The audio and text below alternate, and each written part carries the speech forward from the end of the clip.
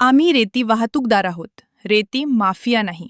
अमरावतीत सरकारी अधिकाऱ्यांच्या जाचा विरोधात रेती वाहतूकदार संघर्ष समितीने एल्गार पुकारला आहे. गेल्या 1 महिन्यापासून रेती बंद असल्याने नागपूर, चंद्रपूर, भंडारा, वर्धा आणि अमरावती या 5ही जिल्ह्यातील लाखो मालक, चालक आणि मजुरांचा रोजगार ठप्प झाला आहे.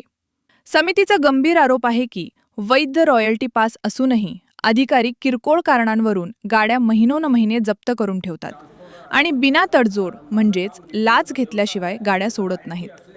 गाड्या बंद असल्याने फायनान्सचे EMI थकलेत आणि कुटुंब देशोधडीला लागली आहेत. नियम तोडणाऱ्यांवर कारवाई करा, पण प्रामाणिक वाहतूकदारांना त्रास देणे बंद करा. अन्यथा तीव्र आंदोलन छेडले जाईल, असा इशारा समितीने दिला आहे.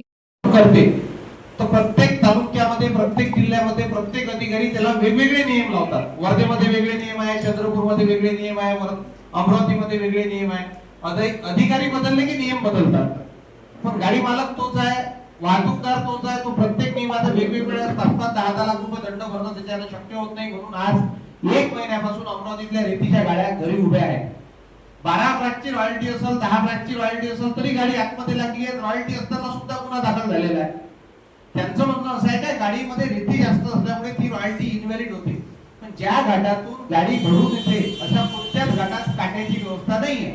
समजा आमच्या गाडीचं बासिंग 35 टनाचं आहे, तर ती गाडी रेती त्यांनी मोजून दिली पाहिजे घाट मालकानं. त्या घाटात काटाच नाही आहे. कधी रेती ओली असते, कधी रेती वाढली असते. 35च्या ठिकाणी कधी 40 भरते, कधी 50 भरते. नदी घाटातून भरून आल्यानंतर जोपर्यंत धर्म काटा लागत नाही तोपर्यंत त्या गाडीचं वजनच होत नाही. त्याच्या मधात गाडी पकडला गेली, गाडी आतमध्ये लागते. मग तुम्ही नियम बनवताना असे बनवलेले आहे की एवढ्या वजनात ही 12 टायर असेल तर त्याच्यात इतक्या टन माल गेला पाहिजे, 16 टायर असेल तर एवढ्या टन माल गेला पाहिजे आणि प्रत्येक गाडीसोबत ही रॉयल्टी असली पाहिजे. तर आम्ही नियमात चालायला तयार आहे, पण ती व्यवस्था आम्हाला शासनाने करून द्यावी. प्रत्येक घाटामध्ये काटा लावावा आणि जेवढ्या त्या गाडीचं पासिंग आहे तेवढाच माल घाट मालकाने द्यावा. जर गाडीत 7 ब्रास माल आहे तर घाट मालक 12 ब्रास माल देतो कशासाठी?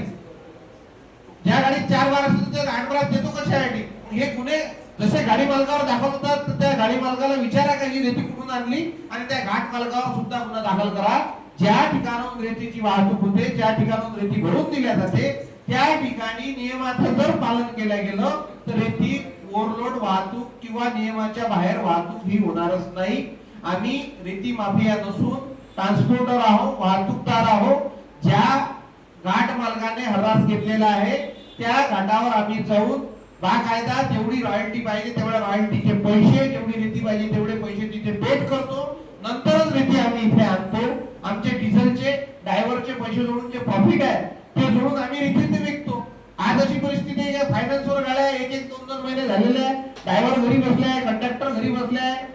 इन्स्टॉलमेंट कुठून भरायचा हा विषय पडलेला आहे. 2-4 गाड्या इकडून तिकडून जातात. रोज 1-2 गाड्या आतमध्ये लागून राहिल्या आणि शासनाचं धोरण स्पष्ट नाही आहे. शासनाने सांगावं की एवढी रॉयल्टी असली तर तुम्ही गाडी घेऊ शकता, एवढा माल तुमच्या गाडीत असला तरच तुम्ही नेऊ शकता. प्रत्येक वेळेस ते त्याचं धोरण बदलत राहते. एक शौर्या कंपनी आहे, त्या शौर्या कंपनीला सगळं शासनाने काम देऊन दिलेलं आहे. रॉयल्टीचे सगळे पैसे शौर्या कंपनीला जाते, शासनाला काही भेटत नाही. शौर्या कंपनी त्यांच्या हिशोबानुसार नियम लावते. चंद्रपूरहून जर गाडी निघाली तर अमरावती पोहोचायला गाडीला कमीत कमी 10 तास लागते, तो 6 तासाचाच वेळ देतो. मग कंपनीला समजत नाही की ताशी 60चा वेग, 40चा वेग ट्रकचा RTO देतो. त्या तासाप्रमाणे जर त्यानं पकडलं तर त्याला किती वेळ द्यायला पाहिजे? मग आम्हाला जर दर्यापूर जायचं, अंजनगाव जायचं वेळच पुरत नाही आणि वेळेअभावी रॉयल्टी संपली तर गाडी रॉयल्टी इनव्हॅलिड होते. गाडीवर गुन्हा दाखल होतो, मालकावर गुन्हा दाखल होतो. म्हणजे 50-50 लाखाच्या गाड्या घ्यायच्या, फायनान्सचे व्याज भरायचे, रोडवर रात्रभर जागरण करायचं, गाड्या आणायच्या. काय तर तो चोर आहे. ते इथं बसलेले सर्व रेती वाहतूकदार आहे, ट्रान्सपोर्टर आहे.